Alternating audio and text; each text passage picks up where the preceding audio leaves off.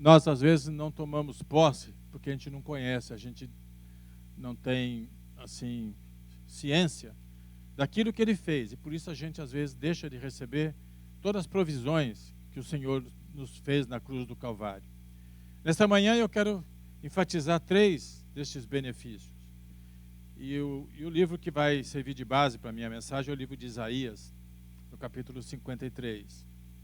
O livro do profeta Isaías, ele foi escrito aproximadamente 700 anos antes de Jesus nascer.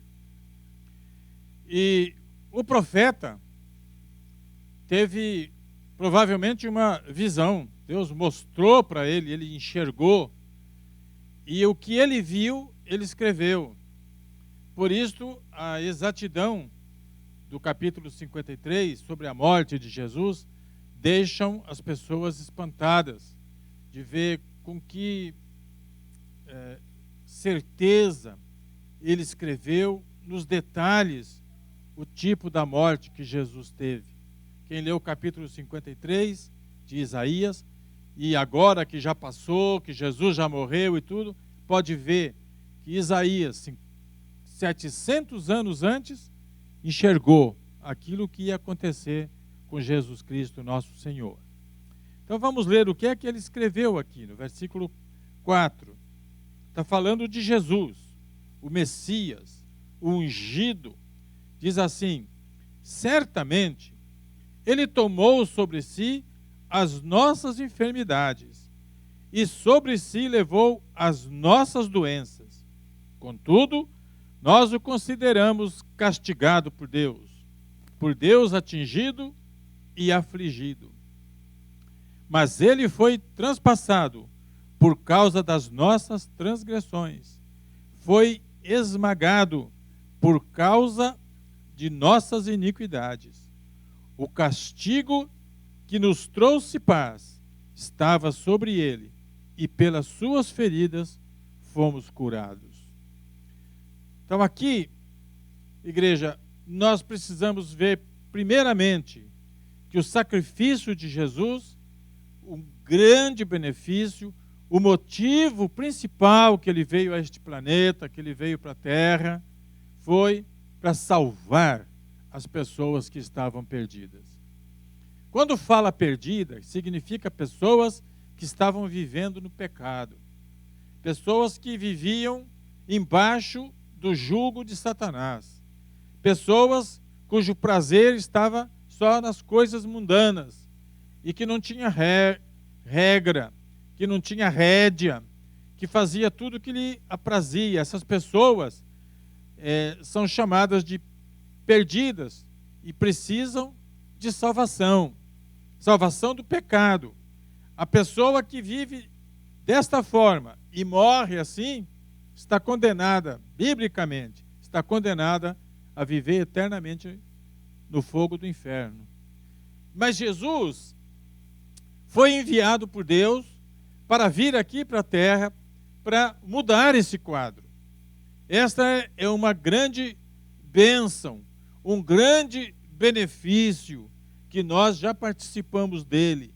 Porque olha aqui, igreja, no dia em que cada um de nós, no nosso coração, aceitamos a pregação do Evangelho, cremos em Jesus e entregamos nossa vida para Ele, naquele momento, Ele nos libertou de toda a ação maligna e de todo o fogo do inferno, escreveu o nosso nome no livro da vida e nos chama de filhos e nos deu herança, limpou nossos pecados, trocou a nossa roupa espiritual e agora nós somos salvos. Nossa habitação eterna vai ser na Nova Jerusalém. Então, igreja, esta provisão que Deus fez, eu creio que todos que estão aqui já têm isto no seu benefício, já faz parte da sua vida. Eu estou certo? Quem é salvo por Jesus, diga amém. Então, este, gente, é o maior presente que alguém pode receber aqui na sua existência. É o dom gratuito de Deus. É a vida que Jesus deu para nos salvar. pela morte dele na cruz, nós fomos salvos. E só Jesus Cristo salva. Amém? De modo que nós precisamos seguir nosso caminho, o caminho do salvo. Precisamos prosseguir firmes. Não devemos deixar que nada venha abalar a nossa fé e nos fazer sair do caminho do Senhor. Às vezes é meio difícil a gente seguir, eu sei. A gente conhece que o mundo todo está contra nós. As forças do inferno estão contra nós. Mas as forças de Deus, os anjos de Deus, acampam-se ao redor dos que o temem e os livram. De modo que nós temos proteção de Deus. Precisamos confiar para que Deus vai nos conduzindo vitoriosamente. Há momentos de luta, há momentos de dor, mas eu digo para vocês, não desistam, sigam firme, carregue a sua cruz, porque lá na frente ela vai ser útil para você. Tem a história muito conhecida, que está escrita no livro O Peregrino. Esse livro O Peregrino foi escrito na prisão, não é? Um crente foi preso lá e escreveu esse livro, chama John Bunyan. É um livro tremendo, todo mundo devia até ir ler. Conta a história do salvo, do cristão.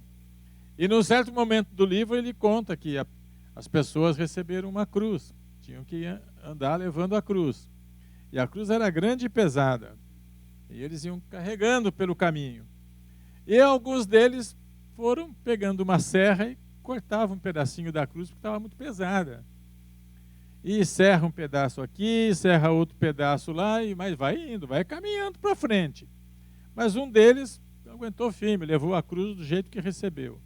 Chegando lá na frente, tinha um abismo para cruzar.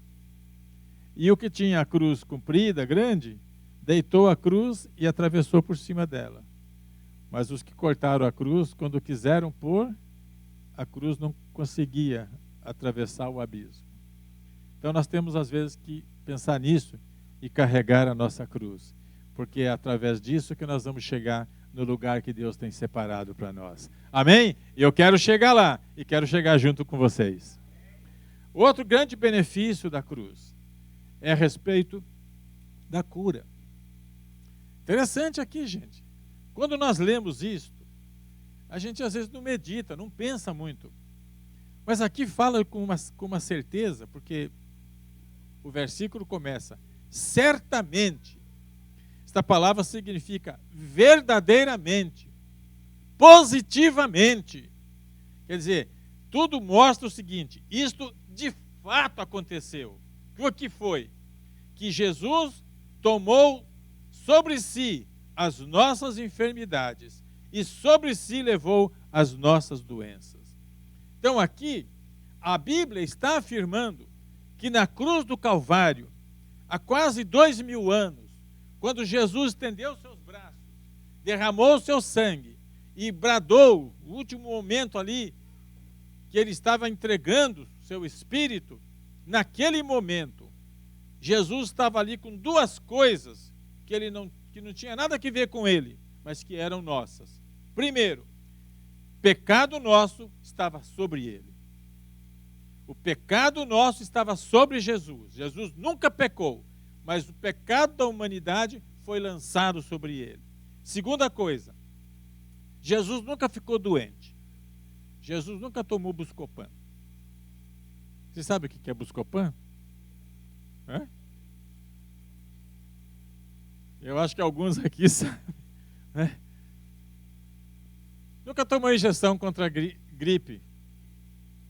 Jesus nunca tomou comprimido para dor de garganta e nem nada para dormir bem. Ele dormia até no barco no meio da tempestade.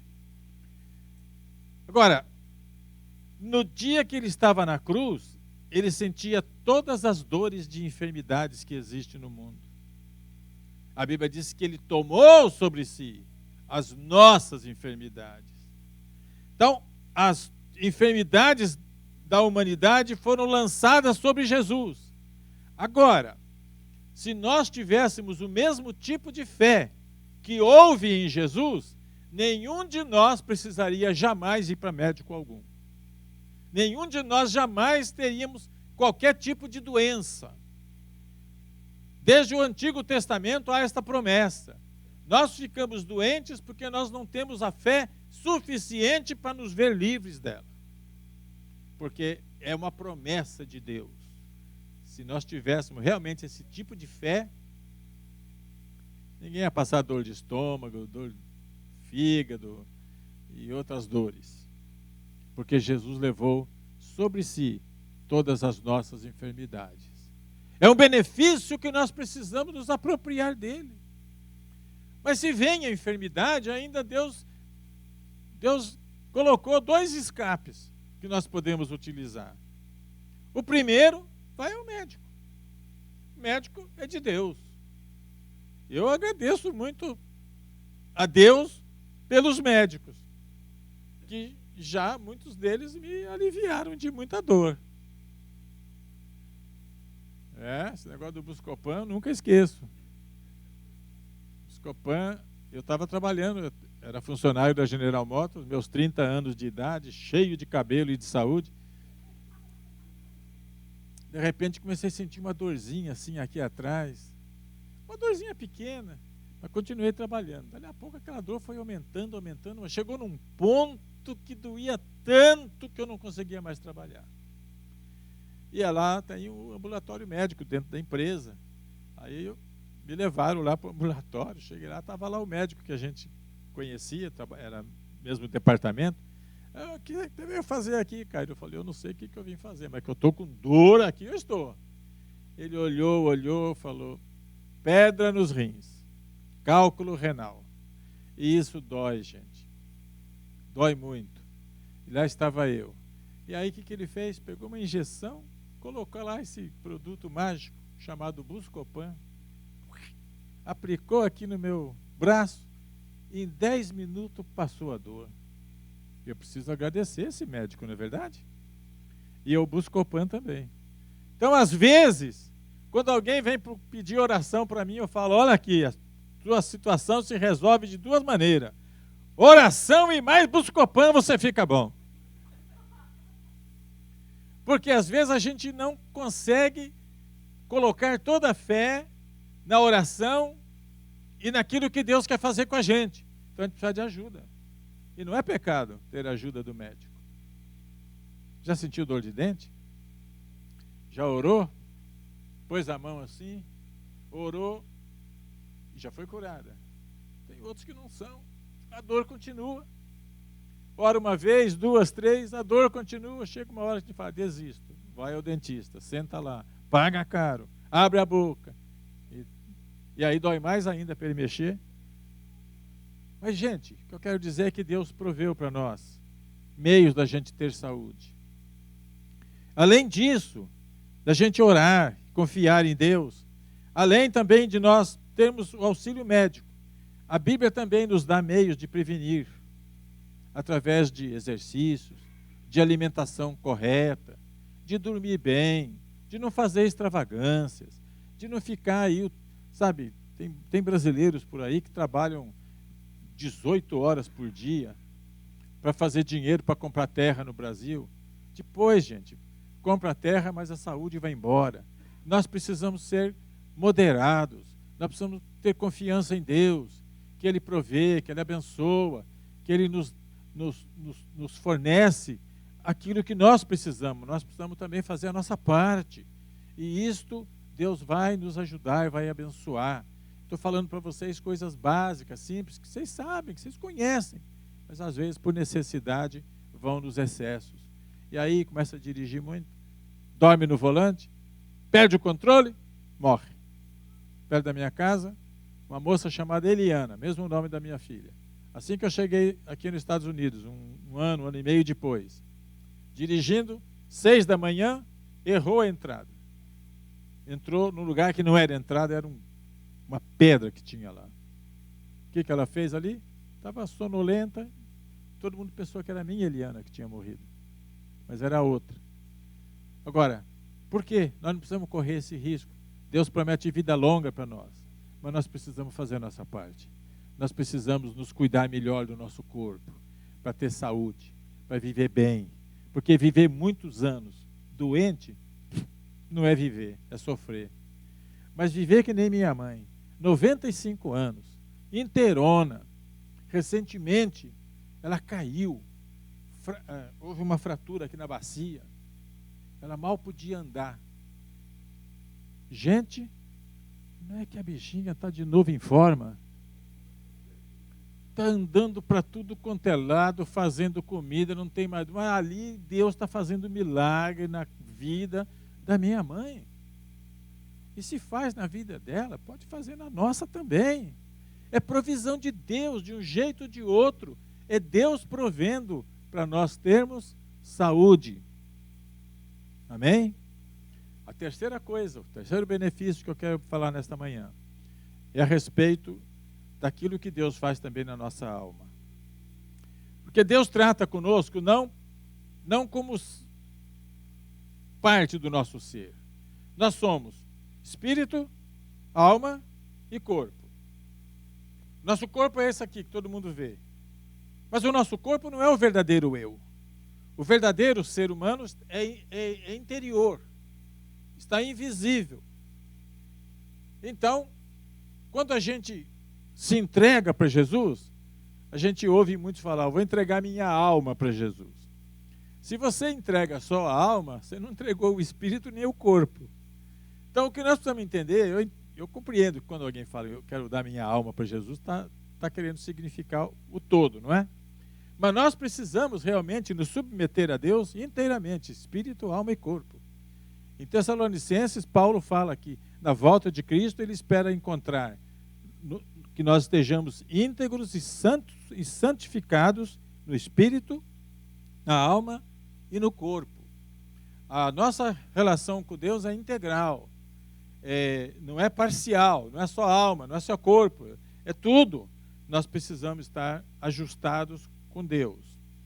Então, quando se trata da cura física do nosso corpo, essa provisão foi feita lá na cruz. Na cruz foi feita a provisão para a salvação, que é totalmente espiritual. Mas na cruz também foi feita a provisão para dar saúde para a nossa alma. A diferença entre alma e espírito, que muitas às vezes não te perguntam, é que no espírito é onde nós temos comunhão com Deus. Nós temos aqui dentro de nós o espírito, que a gente nasce com ele. Mas esse espírito está inativo. Ele só se torna ativo e vivo quando a gente se entrega para Jesus e o Espírito Santo entra nele. Então, o compartimento do ser humano, onde o Espírito Santo habita, é o nosso espírito. É a sala de estar do Espírito Santo, é o nosso espírito. Esse espírito ganha vida quando o Espírito Santo vem. E aí começa a transformar a nossa vida dia após dia. Agora, a alma é a parte humana que comunica com o mundo e que na Bíblia é chamado prazeres da carne. Não é a carne daqui, é da alma. Que antes do espírito renascer, esta alma é dirigida totalmente para fazer coisas erradas. Mas depois que o espírito é revivificado, esse espírito começa a combater a obra da carne. E aí a gente vai perdendo prazer nas coisas do mundo. Só que na alma, onde nós temos os sentimentos. Na alma a gente ama, na alma a gente odeia. Na alma você fica triste, na alma você fica alegre. Os sentimentos estão aqui. E porque é assim, Satanás trabalha muito nesta área para tirar a nossa alegria. Porque a Bíblia diz que o gozo do Senhor é a nossa alegria. Então, é isso que fala? Não, é outra coisa. A alegria do Senhor é a nossa força. Então, o que acontece? O Satanás vem tirar a nossa alegria para a gente ficar triste e, consequentemente, perde a força espiritual. Entramos na fraqueza. E aí então fica presa mais fácil para o diabo atacar. Mas nesta manhã, o Espírito Santo me enviou para pregar essa mensagem, para trazer cura física e da alma para as pessoas que estão aqui. Porque a dor física, médico cura. A dor da alma, o psicólogo tenta tratar. Mas nós sabemos que o âmago da coisa é só o Espírito de Deus que pode fazer. Gente, não há dor maior. Eu acho que a dor da pedra nos rins, a dor do parto, é física. E ela, com o Buscopan, passa, e quando nasce o neném também. Mas a dor da alma, ela machuca. E se ela não for tratada, ela acompanha a pessoa pelo resto da vida. A pessoa com a alma ferida, ela vai ficando amargurada, vira porco espinho, ninguém quer ficar perto dela. Tem pessoas que às vezes estão isoladas, ficam falando, ninguém fica comigo, ninguém quer conversar, ninguém quer ficar perto de mim. Às vezes precisaria se autoanalisar e perguntar, mas por que será isso? Às vezes é a pessoa mesmo que está expelindo os outros. Quem é que quer ficar com alguém que só reclama, que só se lamenta, que só olha defeito dos outros, que nunca se enxerga? Então são pessoas amarguradas, entristecidas. O que é que causa isso? Muitas vezes a pessoa está assim porque ficou decepcionada com o marido, que traiu, ficou decepcionado com o filho, que foi desleal, ficou decepcionado com o irmão da igreja, que não foi educado, ficou decepcionado com o pastor, que foi estúpido, e aí vai deixando a pessoa ficando triste, e a pessoa às vezes vai carregando aquilo, não perdoa, não pede perdão, não busca Deus, não busca paz e harmonia, e aquilo vai crescendo, e a pessoa vai virando uma pessoa difícil de conviver. A gente conhece algumas pessoas assim. Devemos ter piedade delas, orar por elas e esperar que Deus entre ali e possa agir naqueles corações. Mas para nós que estamos aqui neste templo esta manhã, nós não precisamos ficar assim. Nós não precisamos deixar crescer a semente da amargura. Já falei sobre isso algumas vezes aqui na igreja. Quando a gente escreve amargura, né, a palavra amargura, a gente pergunta, como é que cura a amargura? Troca o G pelo C. Amar, cura. Simples. O amor que a gente tem pelas pessoas, o amor que a gente tem por Deus, o amor que Ele tem por nós, vai resolvendo esses problemas. Quantos que estão me escutando agora aqui, talvez vieram para este país, sonhando, pensando em coisas boas na vida, mudar de vida, ter um pouco mais de dinheiro, ter um pouco mais de paz, um pouco mais de segurança, veio para cá pensando em estabelecer um business, um negócio, mas quantos viram tudo isto ficar arruinado?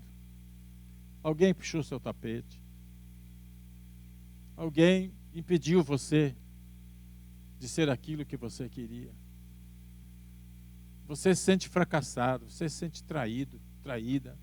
Você se sente que a coisa não foi bem para você porque alguém fez algo que entristeceu o seu coração.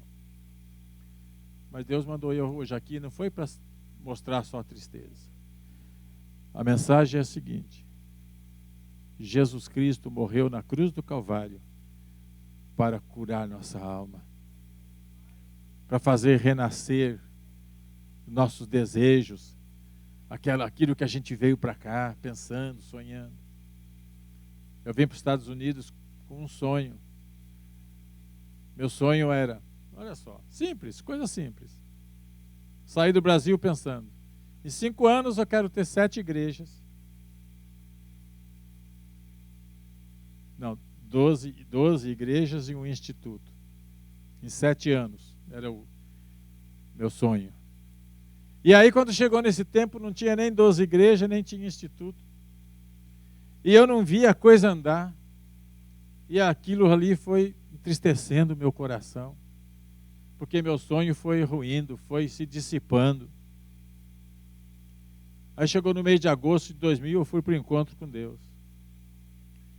Em agosto de 2000, no encontro com Deus, Deus tocou em mim e meus sonhos renasceram. Meus sonhos renasceram. 7 anos depois, nós tínhamos quase 30 igrejas aqui nos Estados Unidos. E o Instituto estava a todo vapor. Porque Deus fez isso. O que é que você está precisando de Deus nesta manhã? Como é que você gostaria de sair daqui deste templo nesta manhã? Com o seu coração rejuvenescido, com os teus sonhos restaurados. Deus quer fazer isso. E eu sei que Ele vai fazer. Hoje é manhã para cura física e cura da alma. Hoje é manhã que o Espírito Santo está olhando em cada coração e querendo tocar ali, mexer e fazer o que ninguém faz. Deixa eu concluir a minha mensagem contando uma história aqui, lá dos anos 90, em São Paulo, surgiu um movimento grande chamado de Nova Unção. E essa Nova Unção, quando levantou lá em São Paulo, ela aconteceu de uma maneira que veio lá do sul do país, mas chegou em São Paulo. E em São Paulo, eu estava com um grupo de outros pastores liderando este movimento. E este movimento incluía uma coisa nova para nós lá, que em outros lugares já era mais antiga, mas para nós era nova. É que quando a gente orava pelas pessoas, as pessoas caíam. E aquilo foi novidade para mim. A primeira vez que eu vi isso foi na cidade do Fernando, da Márcia, lá em Anápolis. Eu fui lá e o pastor foi lá, orava, o pessoal caía, oraram pela Iraci. Cadê a Iraci? Já sumiu? Arrebatada já? Meu Deus do céu. Já foi para ali. O pastor foi orar para a Iraci, botou a mão na cabeça dela, falou: Caio, meu joelho está tremendo, eu vou cair. Eu falei: você não cai não. Peguei no braço, não vai cair não. Senta aí, mas não cai. Não sabia o que era aquilo. Voltando para São Paulo, eu me informei tudo e descobri que aquilo era a manifestação do poder de Deus. Mas quando isso veio em São Paulo, que começou, e Deus usou muito o meu ministério para isso, que eu orava e lá na igreja, lá em São Paulo, além de orar por isso, que estava isso aí, a manifestação da nova unção estava se alastrando. E eu não sei se vocês viram isso, mas isso aconteceu no meu ministério, que pessoas lá na igreja, de repente, nascia dente de ouro para eles. O dente se transformava e virava ouro. Eu não sei que história é essa, mas acontecia. O pessoal ia lá para o dentista falava: o que é isso? Você é meu cliente aqui, tudo, mas não consta que eu coloquei ouro aqui. Ele falou: bom, não sei, isso aí. Ele falou: e é ouro de qualidade que não tem na terra. Então acontecia essas coisas. Mas quando a gente estava, a nova unção estava no seu apogeu ali em São Paulo, nós fizemos uma reunião em Limeira, um culto para jovens ao ar livre, que tinha lá mais de 1000 jovens, e naquele culto ali começou a ter essa manifestação de muitas pessoas caírem, mas surgiu lá uma pergunta: a pessoa cai para quê? Qual o motivo que a pessoa cai e fica, parece que arrebatada ali? E neste momento, que estava surgindo este questionamento, Deus me deu a revelação. Deus me deu a revelação. Falei: olha aqui, gente. Quando nós temos uma doença física, o médico, para tirar a ferida, o tumor, o que está errado aqui dentro, ele faz um corte em nós. E aí ele mexe lá dentro e tira o que está errado. Naquele tempo cortava, hoje já não corta mais. Então é assim que o médico faz para tratar as doenças interiores que nós temos. Mas a doença da alma é diferente. Como é que Deus trata? Porque a gente tem dificuldades em receber o que Deus tem para nós. Então o que Deus faz em algum caso? Ele joga a pessoa no chão deixa a pessoa ficar ali como se estivesse morta, o Espírito Santo vai lá dentro, faz um corte ali dentro e tira, o Espírito Santo tira a amargura, a doença da alma que está matando essa pessoa. E aí a pessoa que não teria consciência para deixar o Espírito Santo trabalhar, perdoar e amar, faz isso enquanto a pessoa está daquele jeito. Mas houve naquele momento uma exaltação do povo. Aquela mocidade começou a gritar e a pular, porque Deus revelou o motivo que as pessoas caíam no chão. Cura da alma. Deus hoje quer curar física, seu corpo, sua doença, e Deus hoje quer cuidar também a sua alma. Deus quer te dar paz. Deus quer você sorrindo. Deus quer você alegre. Deus quer você forte. Deus quer você vibrando. Deus quer você fazendo as coisas dinâmica e não apático e indiferente. Isso não é de Deus. Nós precisamos pegar a apatia, a frieza e toda questão de ficar morno espiritualmente. Vamos jogar isso tudo no lixo. O lixo tem que ir para o lixo. E vamos deixar Deus trabalhar na nossa alma, no nosso espírito e fazer a sua obra completa. Então eu quero fazer um convite para todas as pessoas que querem hoje receber esta oração. Sai do seu lugar e vem para frente. Coloque-se aqui à frente. Se você puder se ajoelhar,